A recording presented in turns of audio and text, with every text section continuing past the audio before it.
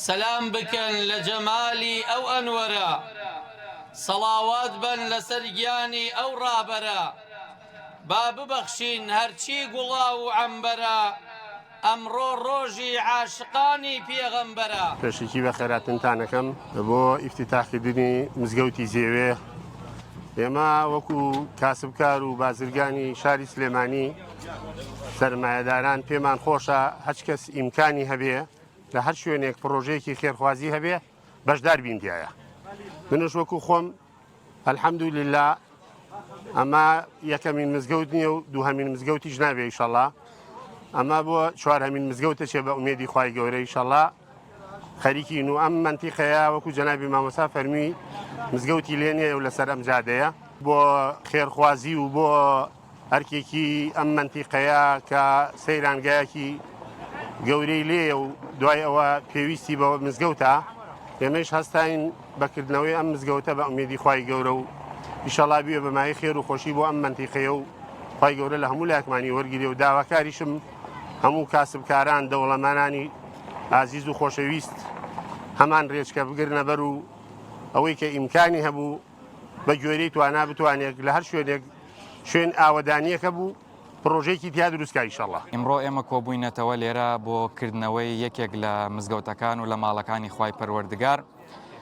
من خۆم ئیمام و خەتیبی گوندی زێوێم. ئەو مزگەوتێکەوە لە ناو گوندەکەی و تایبەتە بۆ خەڵکێکەوە لە چواردەوری مزگەوتان و بۆ پێنج فەرزە و بۆ ئەنجامدانی نوێژی هەینی. بە ضروریەتمان زانیکەوە مزگەوتێک دروست بکرێت لەسەر ڕێگەی گوندی زێوێ بۆ ئەو گەشتیارانی کەوا لە بەهاران و لە هاویناندا سەردانی ئەم گوندە جوانەمان ئەکەن بەهۆی ئەوەی کەوا سروشتێکی جوان و دڕفێنی هەیە لە بەهاران و لە هاویناندا. بە ضروریەتمان زانی کە خەڵک گێتە ئێرە ئەگەر فریایی ئەوە نەکەوێتەوە بێتە سەرەوە بۆ مزگەوتەکەی سەرەوەمان لێرە بتوانێتەوە نوێژەکانی خۆی ئەنجام بدات و لێرە دەستنوێژ بگرێت و ئەوەی کەەوە پێداویستی بێ لێرە جێبەجێ بکات. مزگەوت دیارە لە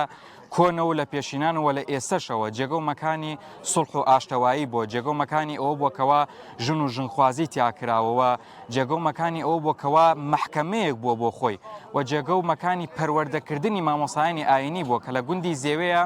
ئەلحەمدولیلا پێشتر چەندین مەلای تیا هەڵکەوتووە چەندین مەلای تێتا پەروەردە کراوە. مزگەوت گرنگێکی زۆری هەیە بۆ خێرخوازانێکەوە بەشداری ئەکەن تەنانەت ئەگەر بە قسەیەکیش بێت کەسێک بەشدار بێت لەکردنەوەی مزگەوتێکە ئەوە بەشدارە لە خەیر و پاداشی ئەم مزگەوتە. من دایمە باسی ئەوەکەم هەر کەسێک هاوکاری مزگەوت و خزمەتی مزگەوت بکە و خزمەتی مامۆسایانی ئاینی بکە خزمەتێکی گەورەی کردووە لەبەرەوەی ئەبێتە سەدەقەیەکی جاریە بووی ئەگەر تەنها بە کەلیمەیەک بەشداری کردبێت لەکردنەوەی مزگەوتێکە ئەوە هەتاوەکو ڕۆژی قیامەت لە مزگەوتە هەر عیبادەتێک بکرێت خێر و پادەش بۆم کەسە ئەچێت ئەمە فەزیلەتێکی گەورەیە و پاشان ئەگەر کەسێک هاوکاری مامۆسایەکی ئاینی بکات هەتاوەکو ڕۆژی قیامەت ئەم مامۆسا ئاینیە هەر کار و کردەوەیەک بکات خەڵکی بانکە داوە بکە دەرز بڵێتەوە ئەوە ئەم کەسە بەشدارە لە خێر و پاداشی ئەو مامۆسا ئاینیە. بۆیە من هەمیشە ئەڵێم هەر کەسێک توانای هەبێت بە قسەیەک بە کردارێ بە پاک و خاوێنیەکی مزگەوت بەوەی کەوا مزگەوت پێداویستێکی بێت دەست پێشخەری بکەیت ئەمە خێر و پاداشتێکی گەورە بۆ نووسێ پێغەمبەری خوا صلی الله علیه و سلم فەرمی هەر کەسێک مزگەوتێک دروست بکات ئەوە خوای پەروەردگار ماڵێکی بۆ دروستەکە لە بەهشتا داواکانین لە خوای پەروەردگار ئینشاءالله مسلمانان زیاتر هەوڵی ئەوە بدەنکەوە ماڵەکانی خوای پەروەردگار ئاوەدان بکەنەوە زیاتر ماڵەکانی خوای پەروەردگار فراوان بکەن و دەستی خێریان زیاتر بێ ئینشاءالله و سوپاسی گشت ئەو خێرخوازانش ئەگەینکەوە بەشداریان هەبووە لە دروستکردنی ئەم مزگەوتە و خوای پەروەردگار لە هەموو لایەکی قبول بفەرمێ بێتە مای خێر. بیسعەتێکی پێداون ئیمتیحانیانەکە ماڵی داونێ بۆ ئەوی بزانێت چۆنی سەرفەکەن. جا گرنگترین و گەورەترین شت ئەوەیە ئینسان کە خوا ئیمتیحانی کرد بە ماڵ تیای دەرچێ ئەویش لە شتانێکە سەرفی کا کە قەبری پێڕوونات بێتەوە قیامەتی و ڕۆژی وەستانی نێمە وەکو ئەهلی زێوێ وەکو سەیرانگای زێوێ دەستخۆشی لە هەر برایەک و هەر بە ڕێزێگەکەین کە هاوکاری کردوین و بۆ دروستکردنی ئەم مزگەوتە لە دینارێکەوە لە مادی و لە معنەوی دەستخۆشیان لەکەین. ئێمە زۆر خۆشحاڵین یاخوا بەخێر بن سەر و سەرچاومان زۆر خۆشحاڵین و بە خۆشحاڵیەوە ماڵی هەریەک لە ئێوە ئاوا بێ ئەوەی کە بە دینارێک بە دوعایەکی خێر بە هاوکاریەک بە هەر شتێک هاوکاری ئێمە بوون و بۆ دروستکردنی ئەم مزگەوتە و یاخوا بە خێربێن دووبارە سەرسەر و سەرچاو بن. من وەک دیاری دانیشتوی گوندی زەوێ ئێمە ئەم پرۆژەیەمان لەم جێگەیەدا بە گرنگ و بە پێویست زانی بەوە کارە من خۆم شخصی پەیوەندیم کرد بە جەنابی مامۆستا ئامانج داوامان لێکردن ئەگەر بکرێ بتوانن پرۆژەیەکی وا یەکارێکی وا لەم جێگەیەدا بۆ ئێمە دروست بکەن کە ئەبێتە مای خێرێکی باش و سوودێکی زۆری بۆ خەڵکی دانیشتوانی گوندەکە هەم بۆ خەڵکێک کە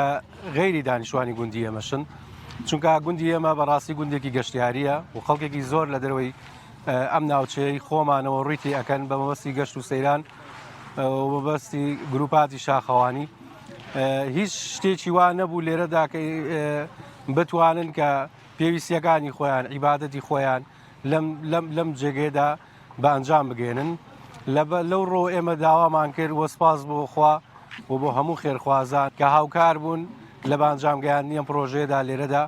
و زۆرێک لە خزمان و لە دۆستان و لە خەڵکانی کەش کە هاوکاری ئەمەیان کردووە